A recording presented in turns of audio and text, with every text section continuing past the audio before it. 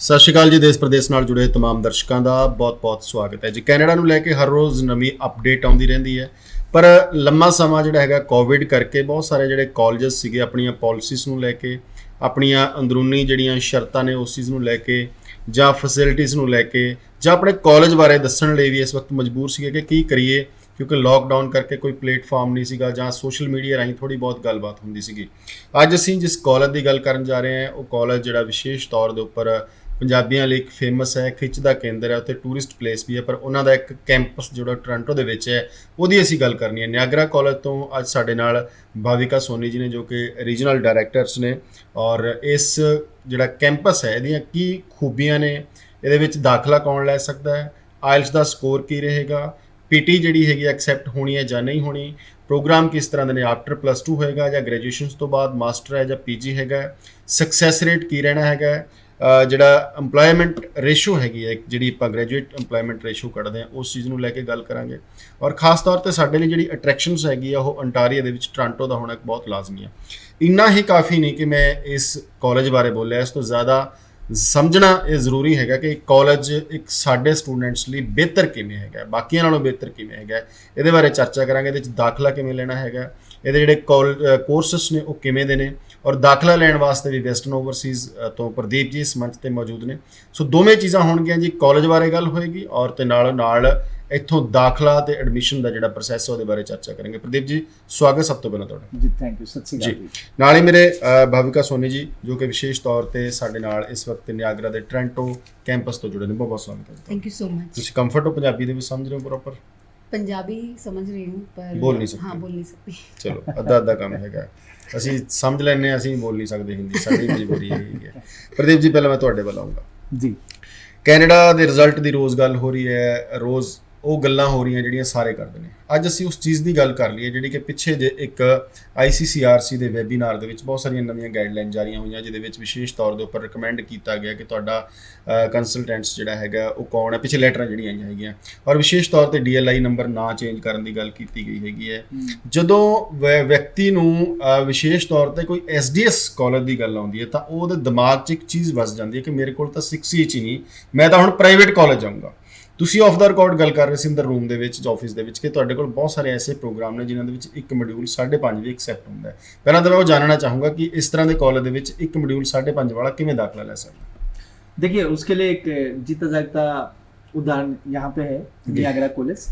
अगर आप यूजी और पीजी प्रोग्राम में जाना चाहते हैं तो इनके पास सारे प्रोग्राम है। यूजी में 6 band no less than 5.5 band की रिक्वायरमेंट है, और जो पीजी प्रोग्राम है उसमें 6.5 बैंड, लेकिन किसी एक मॉड्यूल में भी 5.5 बैंड है तो भी एक्सेप्टेबल है।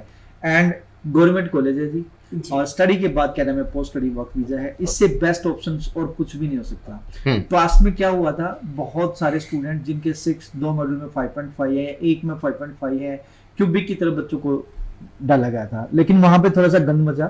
उसके बारे में भी गुड न्यूज है। अभी कल ही RCCI का वेबिनार हमने अटेंड किया है, जिसमें उन्होंने बताया कि जी क्यूबिक के जिन बच्चों जो 10 कॉलेज थे उनकी इंक्वायरी कंप्लीट हो चुकी है। अब वेरी सुन वो रिजल्ट डिक्लेयर करने वाले हैं उन स्टूडेंट्स के जिनके अभी रिक्वेस्ट लेटर आए थे।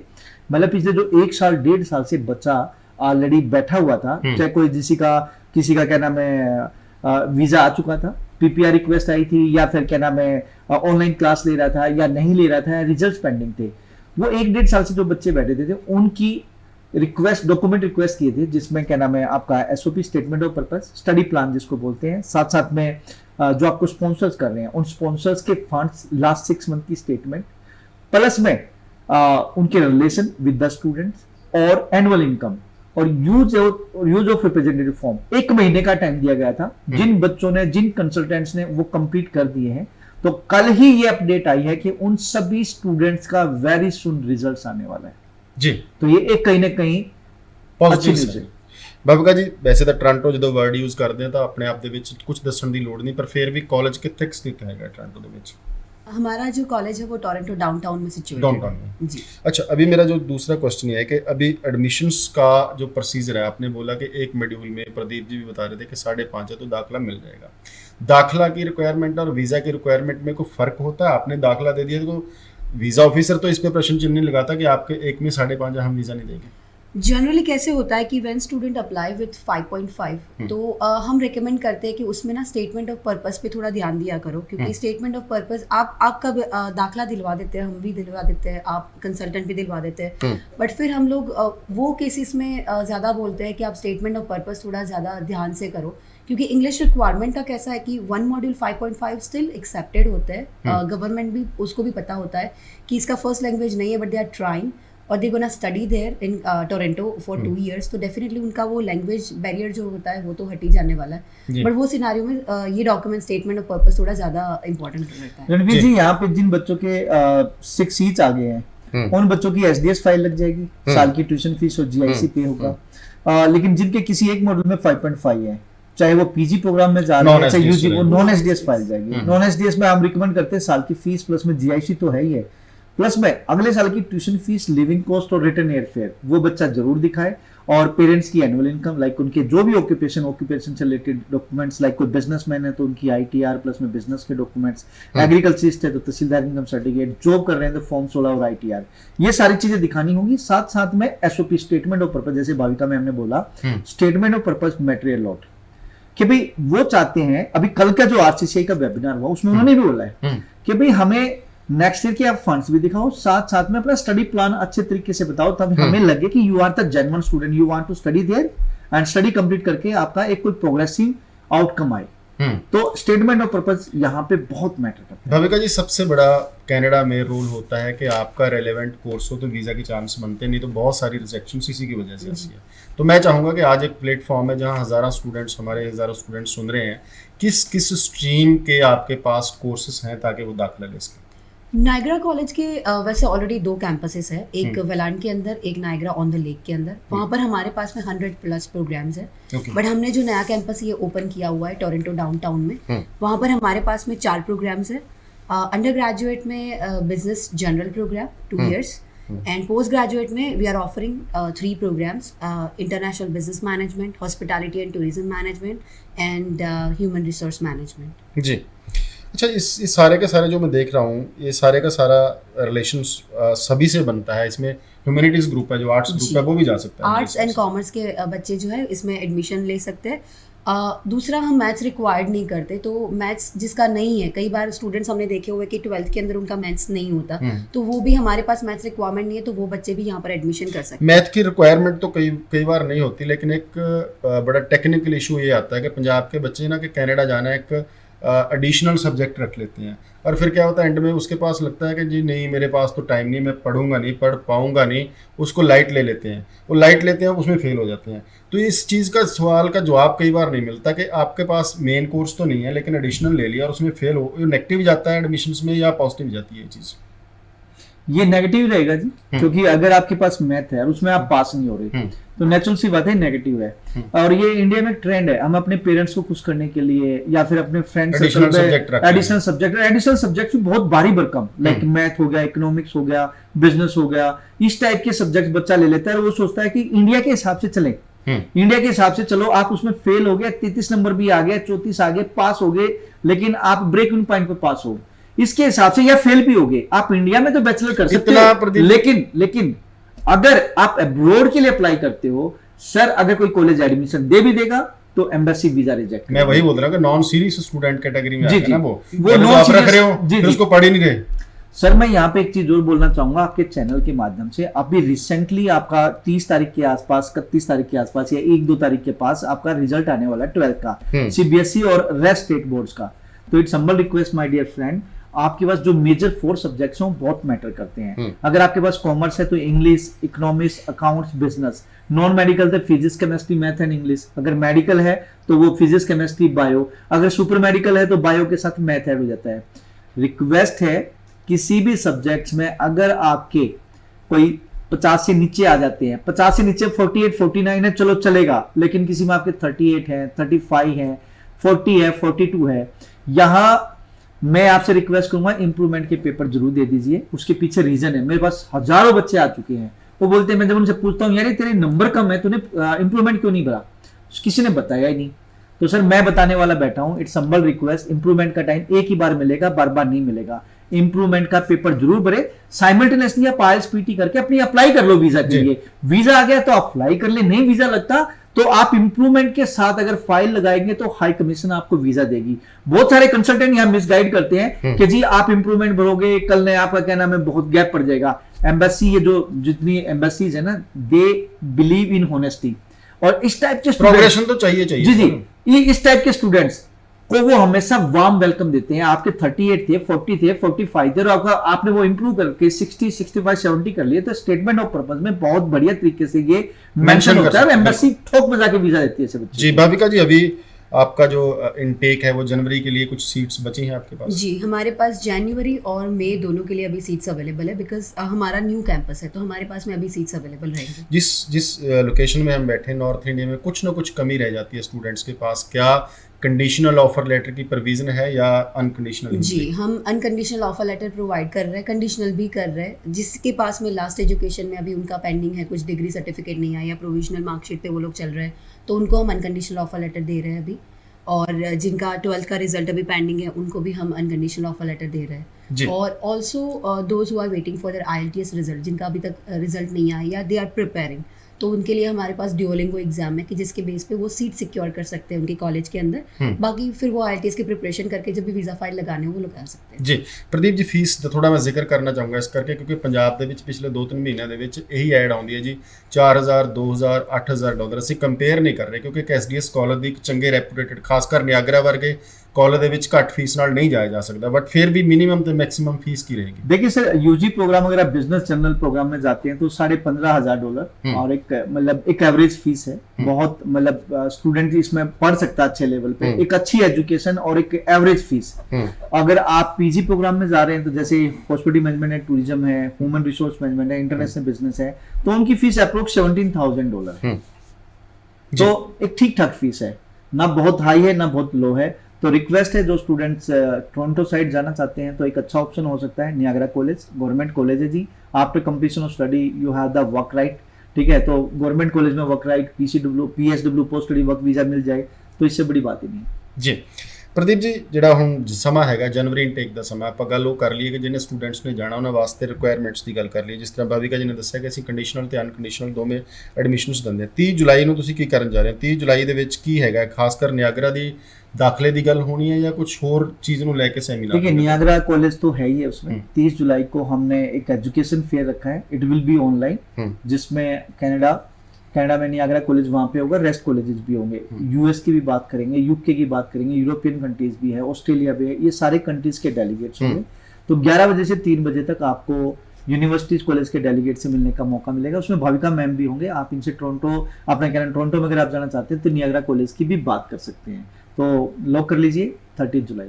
जी भाविका जी, अभी क्लासेस की बात करें, पंजाब में एक ट्रेंड चल रहा है जी, मैं ABCD कॉलेज में दाखिला लिया प्राइवेट में कि उसमें 3 दिन क्लासेस लगती हैं, 5 दिन छुट्टी होती है जी। लेकिन जब हम बोलते हैं कि वो कॉलेज सक्सेस क्या करेगा किसी बच्चे को जो 2 दिन पढ़ा रहा है और 5 दिन छुट्टी है बच्चे की, मैं उस तरफ नहीं जा रहा, मैं कोई अट्रैक्शन नहीं दे रहा बच्चे को, लेकिन फिर मैं एक शेड्यूल जानना चाह रहा हूँ कि आपकी जो क्लासेस हैं वीकली उसमें क्या क्या रहता है? हमारे क्लासेस वीकली 3 डेज होते हैं, और अगर स्टूडेंट एक्स्ट्रा भी अगर उनको प्रैक्टिस और वो सब करना हो तो they can go for online, जो हमारे पोर्टल्स और वो सब है उसके अंदर भी वो पढ़ाई कर सकते हैं। पर 3 दिन उनको जानना है।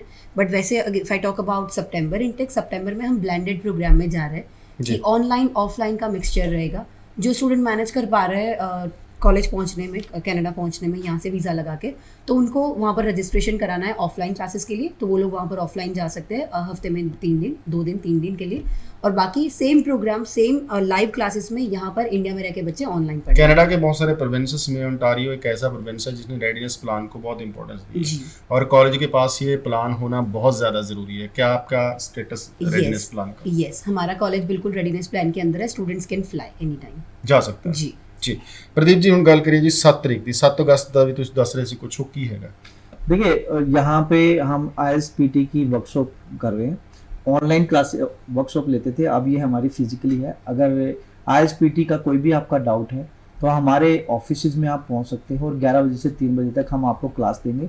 ये जो ये वर्कशॉप होगी, ये इसमें आपको 9 बैंड प्रॉपर ऑक्यूपेशन की टिप्स एंड स्ट्रेटजी दी जाएंगी। हर महीने हम ये 2 बार करते हैं, एजुकेशन फेयर भी प्लस में ISPT की वर्कशॉप भी। ऑनलाइन भी होती थी और अभी ऑफलाइन, जैसे गवर्नमेंट ने अलाउ कर दिया तो ऑफलाइन भी हो रही थी। मैं वेलकम करना चाहूँगा उन सभी स्टूडेंट्स का जो ISPT में कोई डाउट है और उनका स्कोर नहीं आ रहा है, या फ्रेश स्टूडेंट्स ISPT करना चाहते हैं, तो westernOverseas.online मेरा पोर्टल है जी, उस पर जाकर रजिस्टर कर लें। सीट लिमिटेड रहेंगी, या फिर वेस्टर्न ओवरसीज की नियरेस्ट ब्रांच में जाके अपना सीट रिजर्व कर लें, या 9115017017 पे कॉल करके भी अपनी सीट रिजर्व कर सकते हैं। भाविका जी, जैसे अभी बात चल रही है आइल्स की, PT की, डुलिंगो, आपने बोला कि दाखिले के लिए एक प्रोविजन है आपके पास।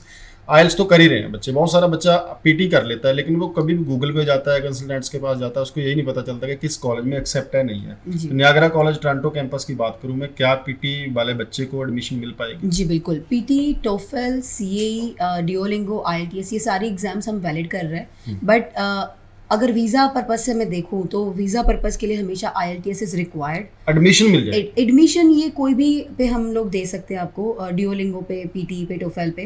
और जैसे SDS नॉन SDS की बात हो गई, तो SDS कैटेगरी में फाइल करने के लिए उनके लिए IELTS करना ज़रूरी है। बट PT के ऊपर उनको डेफिनेटली मिल जाएगा। और PT के बेस पे अगर वो वीज़ा फाइल भी लगा रहे हैं तो उनके नॉन SDS कैटेगरी में फाइल जाएगी, but still they can file.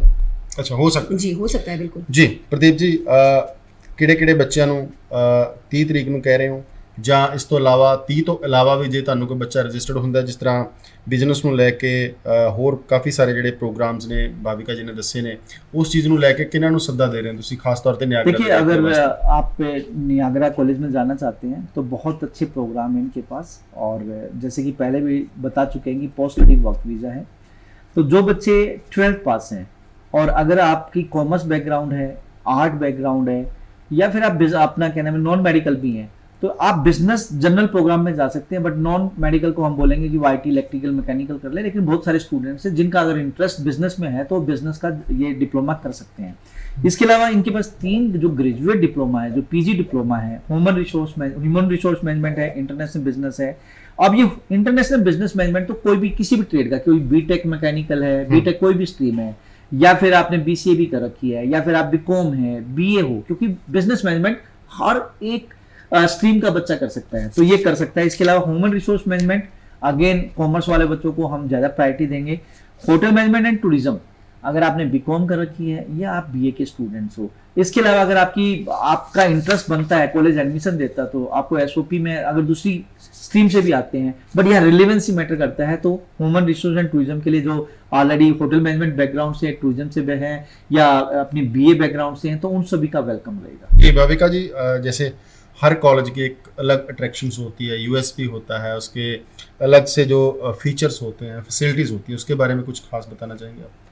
Yes, Niagara college एक तो सबसे फास्टेस्ट ऑफर लेटर हम रिलीज़ कर रहे हैं, क्योंकि हमें पता है कि स्टूडेंट्स अभी जितनी जल्दी बने उनको सीट रिजर्व करना है, तो हमारी एडमिशन टीम उसके लिए बहुत ही फास्ट काम कर रही है, और उनका ऑफर लेटर हम बहुत ही जल्दी से रिलीज़ कर पा रहे हैं, जो आई डोंट थिंक कि कनाडा के टोरंटो के कोई भी दूसरे कॉलेजेस इतना जल्दी से ऑफर लेटर रिलीज़ करते हैं। दूसरा 50% रिक्वायरमेंट है उनकी लास्ट एजुकेशन में, जो कि बाकी सब कॉलेजेस से भी कम है। और उसके अलावा हम थोड़े फ्लेक्सिबल है in terms of the tuition deposit. अगर वो लोग हाफ ट्यूशन डिपॉजिट भी पे कर रहे हैं, हम उनको $500 का डिस्काउंट दे रहे हैं अभी। ओके, यस, तो ये थोड़ी अलग से है other than other GTA colleges. जी प्रदीप जी, 3 दिन में ऑफर लेटर है जी, और फीस पे 500 का आपका क्या नाम है डिस्काउंट है। साथ साथ में रैंडमली आपको 3000 का भी स्कॉलरशिप मिल सकती है, जैसे भाविका मैम ने बताया है हमें ऑफलाइन भी कि भाई मैक्सिमम 10 स्टूडेंट्स को ये $3000 पर स्टूडेंट्स का ये डिस्काउंट देंगे। गैप अंडर ग्रेजुएट के लिए 3 ईयर तक का एक्सेप्टेबल है, जो PG प्रोग्राम में जा रहे हैं तो 5 ईयर का एक्सेप्टेबल है। और जैसे बताया Duolingo एक्सेप्टेड है, Duolingo ऑफर लेटर के लिए, लेकिन फाइल के टाइम को IELTS या PT आपको करनी होगी। तो फ्लेक्सिबल है, बढ़िया कॉलेज है जी, और वीजा सक्सेस रेट बहुत हाई है, तो मोस्ट वेलकम रहेगा जो इसमें पढ़ना चाहते हैं। ਪ੍ਰਦੀਪ ਜੀ ਤੁਹਾਡਾ ਸ਼ੁਕਰੀਆ ਸਟੂਡੀਓ ਦੇ ਵਿੱਚ ਆਉਣ ਲਈ, ਭਾਵਿਕਾ ਜੀ ਆਪਕਾ ਵੀ ਥੈਂਕ ਯੂ। ਔਰ ਇੱਕ ਕਾਲਜ ਜੋ ਕਿ ਵਿਸ਼ੇਸ਼ ਤੌਰ ਤੇ ਜਦੋਂ ਪੋਟਿਆਂ ਦੇ ਉੱਪਰ ਕੈਨੇਡਾ ਦੇ ਟੂਰਿਸਟ ਪਲੇਸਿਸ ਨੂੰ ਗਿਣਿਆ ਜਾਂਦਾ ਤਾਂ ਨਿਆਗਰਾ ਫਾਲ ਦਾ ਜ਼ਿਕਰ ਜ਼ਰੂਰ ਹੁੰਦਾ ਤੇ ਨਾਲੋਂ ਨਾਲ ਨਿਆਗਰਾ ਕਾਲਜ ਦਾ ਵੀ ਜ਼ਿਕਰ ਜ਼ਰੂਰ ਹੁੰਦਾ। ਪਰ ਨਿਆਗਰਾ ਕਾਲਜ ਬਹੁਤ ਸਾਰੇ ਬੱਚੇ ਕਹਿੰਦੇ ਸੀਗੇ ਜੀ ਜੇ ਟੋਰਾਂਟੋ 'ਚ ਹੋਵੇ, ਸੋ ਇੱਕ ਕੈਂਪਸ ਜਿਹੜਾ ਨਵਾਂ ਸਟਾਰਟ ਹੋਇਆ ਹੈਗਾ ਟੋਰਾਂਟੋ ਦੇ ਵਿੱਚ ਨਿਆਗਰਾ ਕਾਲਜ ਦਾ, ਉੱਥੇ ਤੁਸੀਂ ਦਾਖਲਾ ਲੈ ਸਕਦੇ ਹੋ। ਦਾਖਲਾ ਲੈਣ ਵਾਸਤੇ ਵੈਸਟਰਨ ਓਵਰਸੀਜ਼ ਦੇ ਨੰਬਰ ਚੱਲ ਰਹੇ ਨੇ, ਕੁਝ ਦਿਨ ਟੀਮ ਇਹਨਾਂ ਦੀ ਇੱਥੇ ਹੈਗੀ ਆ, ਤੁਸੀਂ ਵਧੇਰੇ ਜਾਣਕਾਰੀ ਲਈ ਇਹਨਾਂ ਨੂੰ ਸੰਪਰਕ ਵੀ ਕਰ ਸਕਦੇ ਹੋ। ਜਿਹੜੀਆਂ ਫੈਸਿਲਿਟੀਜ਼ ਨੇ, ਫੀਚਰਸ ਨੇ ਜਾਂ USPs ਉਹ ਅਸੀਂ ਦੱਸ ਚੁੱਕੇ ਹਾਂ। ਫਿਰ ਵੀ ਕੋਈ ਡਿਟੇਲ ਦੇ ਵਿੱਚ ਜਾਣਕਾਰੀ ਲੈਣੀ ਚਾਹੁੰਦੇ ਹੋ ਤੁਸੀਂ ਵੈਸਟਰਨ ਓਵਰਸੀਜ਼ ਦੇ ਨੰਬਰਾਂ ਦੇ ਉੱਪਰ ਸੰਪਰਕ ਕਰ ਸਕਦੇ ਹੋ। ਆਪਣੇ ਦੋਸਤ ਰਣਵੀਰ ਸਿੰਘ ਨਾਗੇ ਦੇ ਧੰਨਵਾਦ। ਸਤਿ ਸ਼੍ਰੀ ਅਕਾਲ।